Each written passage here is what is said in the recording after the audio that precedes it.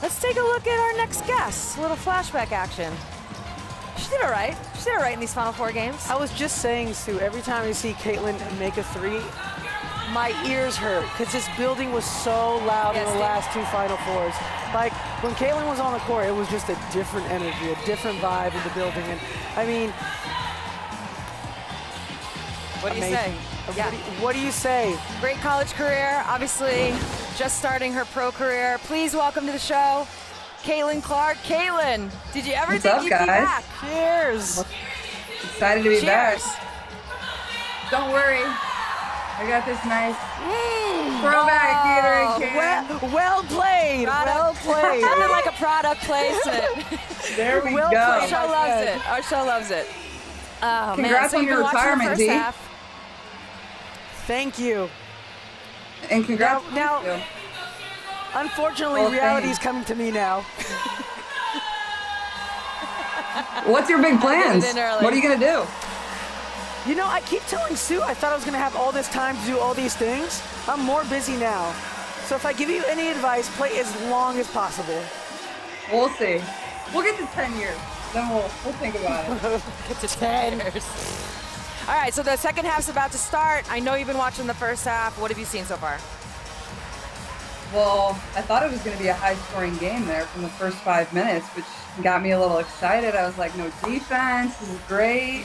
Then it slowed down a little bit. I mean, I was watching you guys' show before I got on here. I agree with you, G. I think South Carolina, I would love to see a little full-court press. Why not pick it up a little bit, create some turnovers? But, I mean, Sarah Strong is just so good. I love her game. She's so fun to watch. AZ played great, so it's been a solid game, but I hope South Carolina can get it close just so it's a fun finish. Well, when you think back to playing against South Carolina last year in the final game, what was some of the things that, I mean, listen, you had a great game, but what were some of the things that were difficult for you playing against the South Carolina team? Different but similar.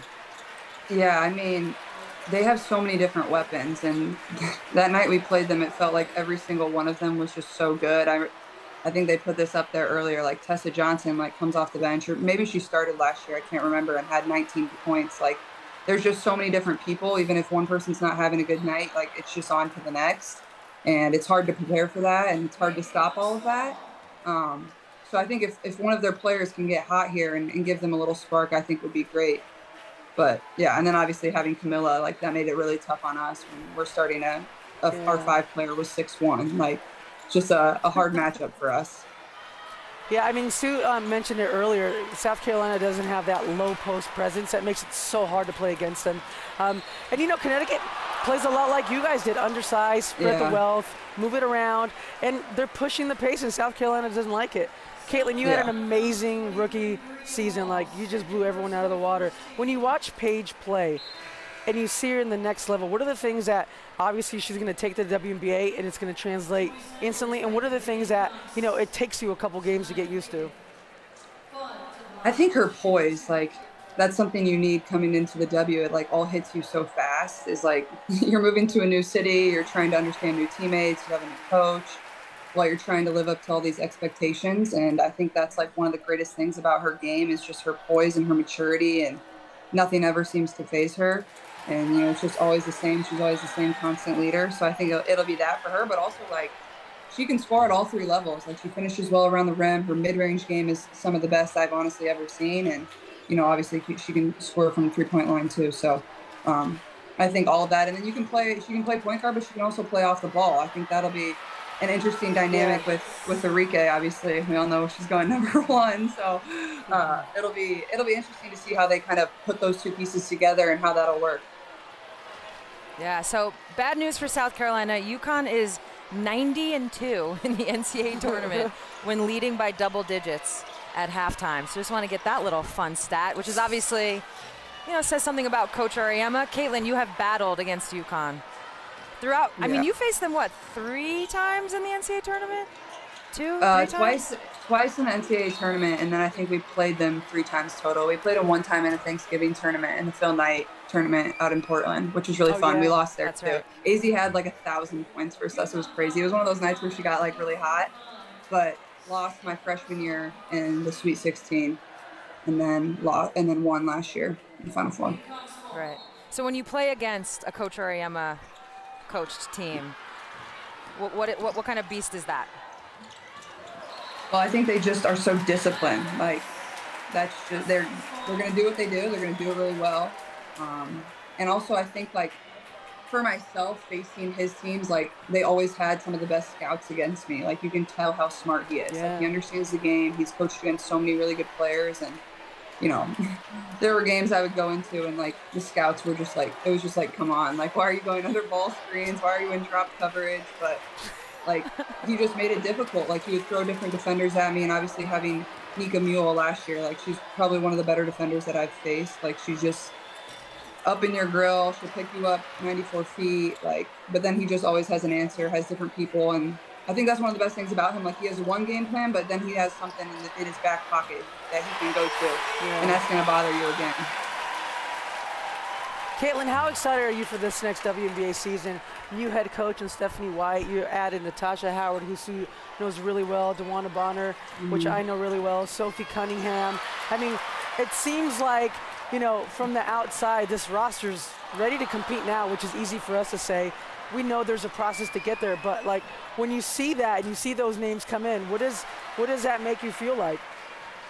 Oh, well, I mean, obviously on paper we have a really good team, but, you know, you only have, I mean, we start training camp, I think, on the 27th, and then, like, we have a back-to-back of preseason games on May 3rd and May 4th. So it's like you have a very short amount of time to put that together, and 7 new pieces, and whether we carry 11 or 12, like, it's more than half of our roster. Like, that's, you know, that's a hard thing within itself, but we should be pretty good. And, like, I'm excited about it. I think what we needed was, you know, we added a lot more experience. Like, in the playoffs, we just didn't have that. We were a young group.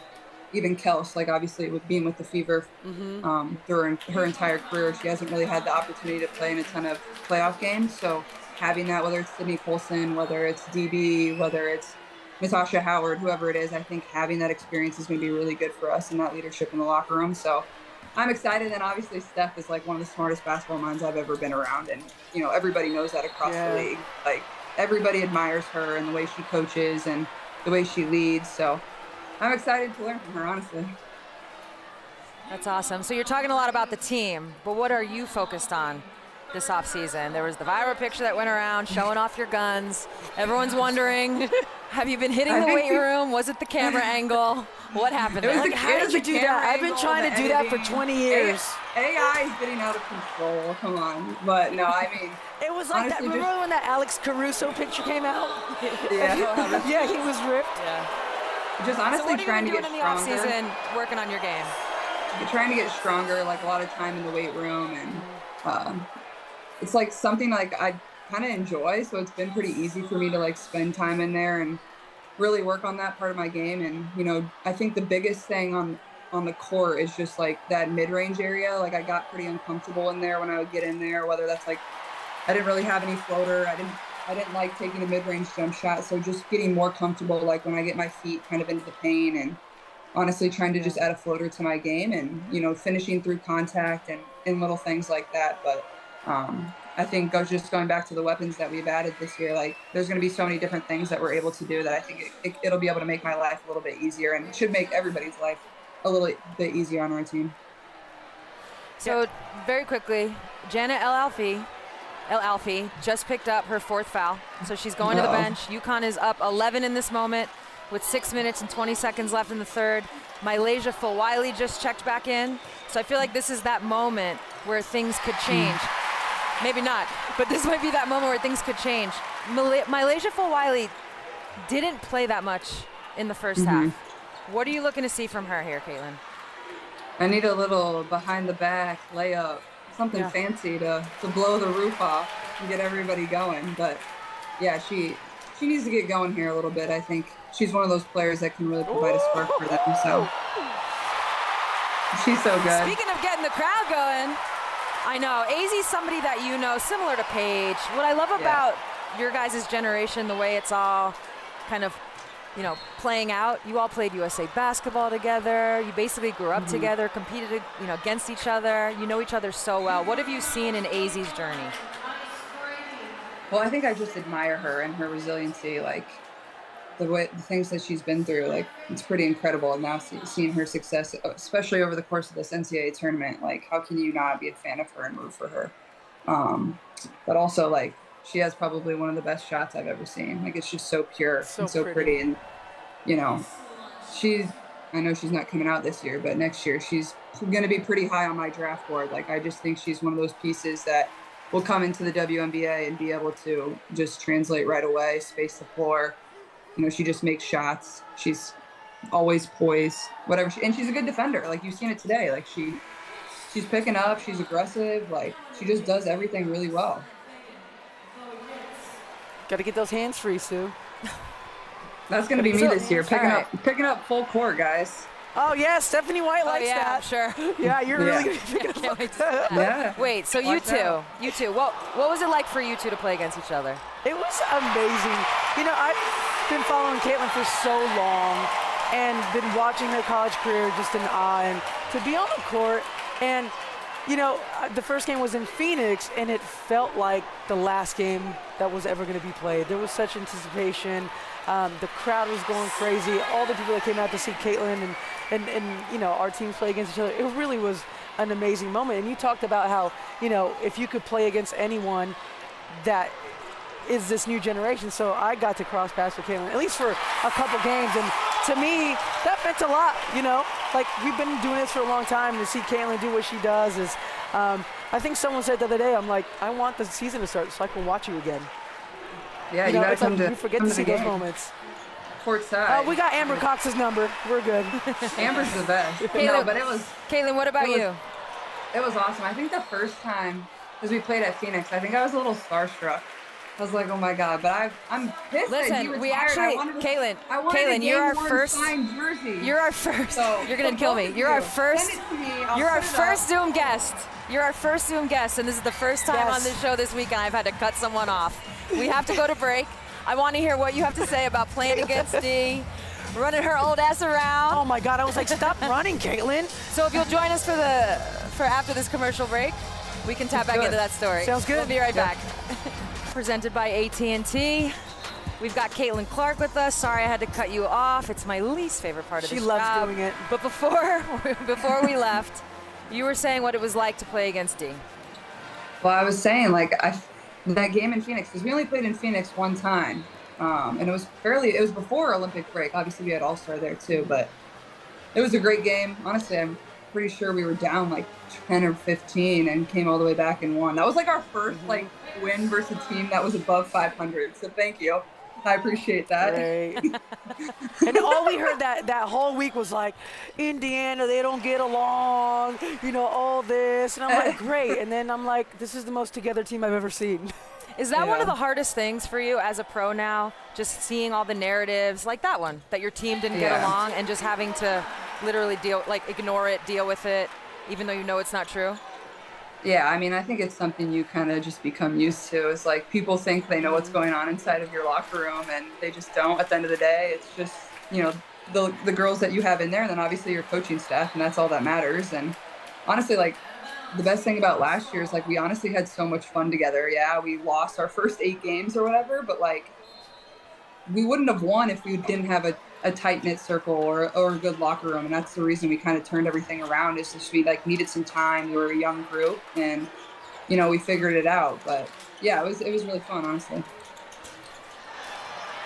All right, so Sarah Strong's got a double-double. AZ Fudd has 21 points. There we go. Malaysia for a while getting off, but it's still a 13-point game. They just need to cut it to, like, 7 at going into the 4th, and they're good. But don't we all want UConn to win? Why are you saying that? But Caitlin wants a good game. I'm right in the middle here. I'm just cheering for good basketball, honestly. You know that. I'm cheering for good basketball. You guys can be biased. I mean, want me to choose between South Carolina and UConn? Come on. Yeah, that's true. That's not fair. Yeah. That's a bit unfair. She's like, neither. Yeah, I know. I want to win. I wouldn't root for it. If it was Iowa and Notre Dame playing right now, I'd be like, I don't want them to win. Yeah, that's true. Exactly. But this is when South Carolina with Malaysia, we only talk about her offense, but defensively, the way she comes over on weak side blocks and gets There we the go. passing What did I lanes. say? I said she needs to make a layup, and it's going to get going. You said it. Oh. Gino wants a timeout. You think if UConn wins this, Gino's going to retire? Yeah. Great question. I love it.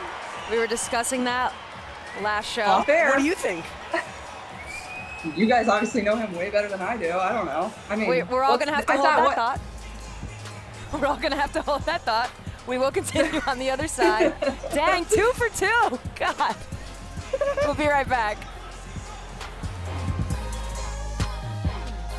First, you're going to kill me. You're our first. You're our first Zoom guest. You're our first Zoom guest, and this is the first time on this show this week, and I've had to cut someone off. I don't know. I mean, we're all going to have to hold that thought. We're all going to have to hold that thought. We will continue on the other side. Dang, 2 for 2. God. We'll be right back. I hate it. I mean, I kind of love it, but I hate it. Anyways, where were we? Is Coach Auriemma going to retire if they win? Diana said, I don't think he will. I think when he looks at winning this year and then having Sarah Strong for another 3 years, he sees an opportunity to build another dynasty. You know, Coach is greedy. Coach is greedy. Coach is greedy. I think he should maybe consider it. Caitlin? It's a tough question. I mean, he's the all-time winningest coach. This is year 40. It is. Got through Paige. I don't know. I think he has a soft spot for AZ. I really think he does. I think he coaches one more after this with AZ, and then maybe he heads out. I don't know. Yeah, actually, I do agree with you, though, Dee. I do agree with you. What happens to Coach Auriemma every time a great player comes through is he wants to stay all 4 years. He feels that way about AZ. He definitely feels that way about Sarah Strong. Right. All right, so we do have a Twitter question. But then after Sarah you, Strong, Dee. there's just going to be another really good player. Like, the guy's just going to... Exactly. Like, is he going to do this? Ends. Like, exactly. Forever. It never ends. It never That's ends. the point. That's the point. It never ends. All right, we're going to go to Twitter, whatever it's called now. Tweet me. Let's see what this question is. I know it's for you, D. Agent Eagle MC2 says, since Paige confirmed getting drafted this year, what do you anticipate about her playing in the WNBA? Oh, she's going to be horrible in the WNBA. She might not even make a roster. You know, she's going to have a hard time making a roster. There's levels to this. There's levels to this.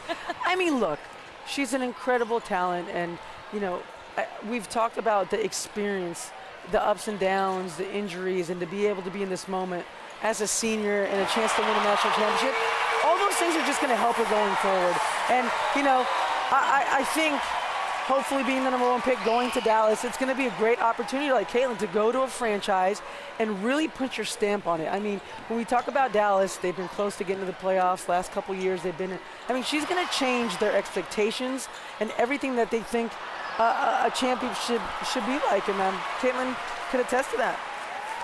Yeah, I agree. I think it's kind of similar to the situation in Indiana. You're right. Like, they already have really good players. It's just like, can you kind of come in there and help them put it all together? And I think that's kind of what they need. And, you know, they've had some good offseason additions, kind of made a lot of moves, honestly, made a few trades. And I think she'll honestly fit right in. So it'll be, and like so that arena is fun to play in too. Like, it's a small place. Yeah. It's loud.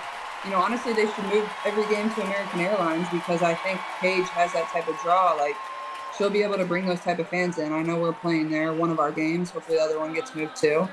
We would appreciate that, Dallas Wings, if you can move the other one.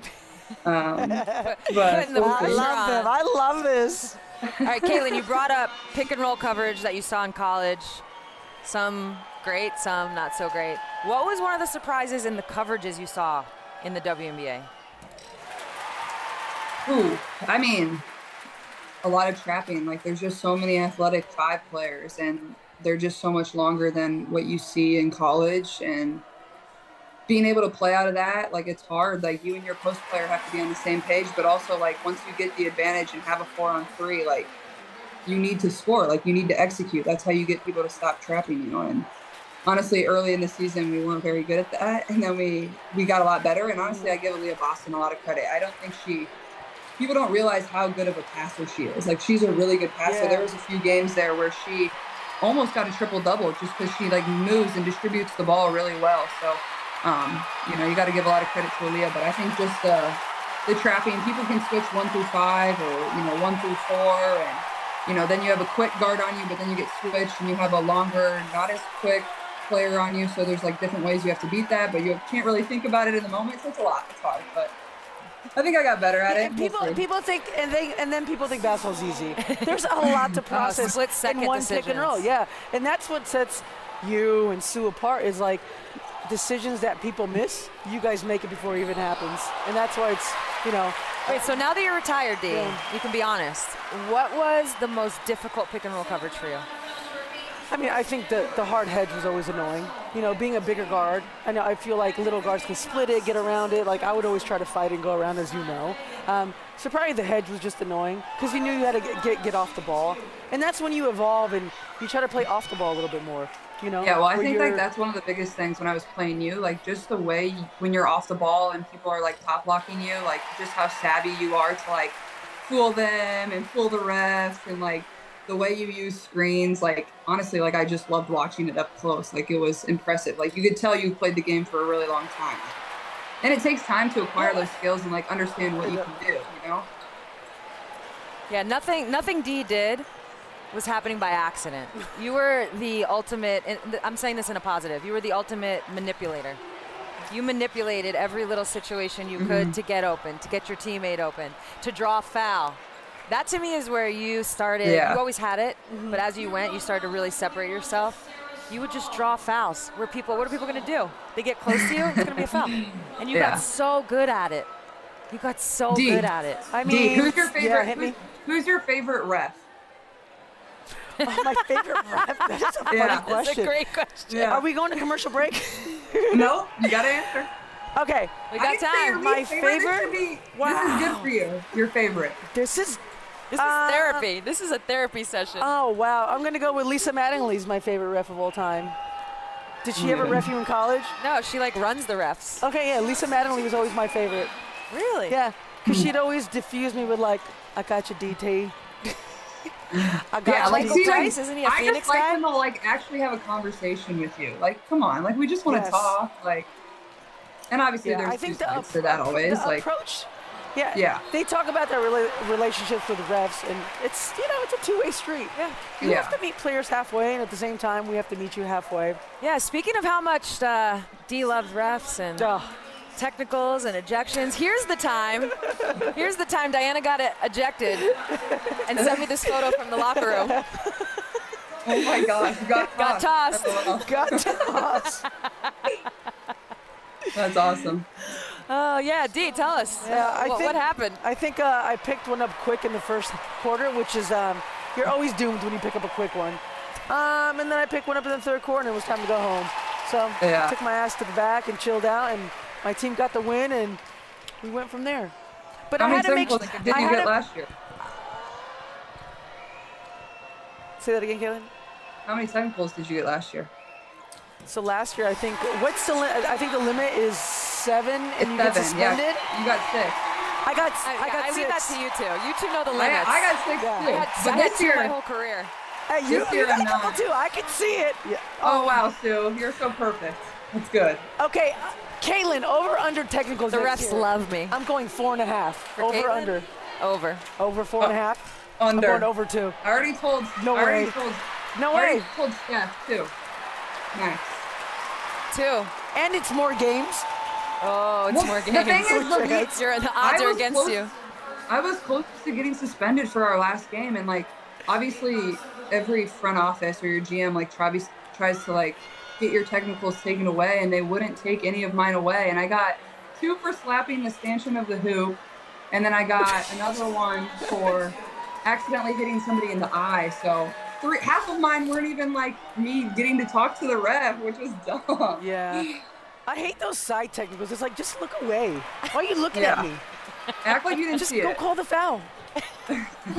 What are you looking at me for? Oh my God. So we missed the Twitter question that asked me what my favorite technical of yours Oh, okay. is. I don't remember. Did you get a technical when you spit on the floor? When you spit on the Storm logo? I would never do that. That's That might be my favorite non-call. Dude, My that is non-technical. disgusting. Who would do that? Who would do that? What an animal. Yeah. I don't recollect that at all. That is Well, that's my disgusting, favorite Caitlin. non-technical. Oh, and my favorite non-technical is when we played in the playoffs and you yanked your mask off and you were yelling at the ref, and I was like, hello. But Caitlin, no one's as perfect as Sue. Yeah, it's facts. You want to be like her or you want to be like me? This is your choice this year. This is your choice. It's like the I'll be in angel the of the middle. devil. I'll be in the middle. Don't worry. In the middle, thank you. Perfect. All right, guys, I don't know if you saw, but this is turning into a little bit of a blowout. A little bit of Oh my God. We are going to take a look at some memories. Caitlin versus Dee in the All-Star game in Phoenix. As Diana likes to call it, the ultimate. That's a setup game. It's a setup game. Caitlin, when you're on the next national team, don't play in that game. It's the ultimate setup. It's a setup. It's a setup. You guys are all None of loose. you guys are all to loose. smile. I was having fun. I had a great had time. fun. I had a great time. Yeah, I look had at my Sue. cup in my hand. I had a great time. Who's having the best Sue time was, ever? Sue said Caitlin, she was thank you rooting so- for the team WNBA. I was on that side of the court. I know, you were sitting right next to him, like, come on, Dee. Don't let me Caitlin, beat thank you so much for coming on. We appreciate you. Caitlin. Good luck this Thank season. you guys. Cheers. Good to Go see you. Fever. Yep.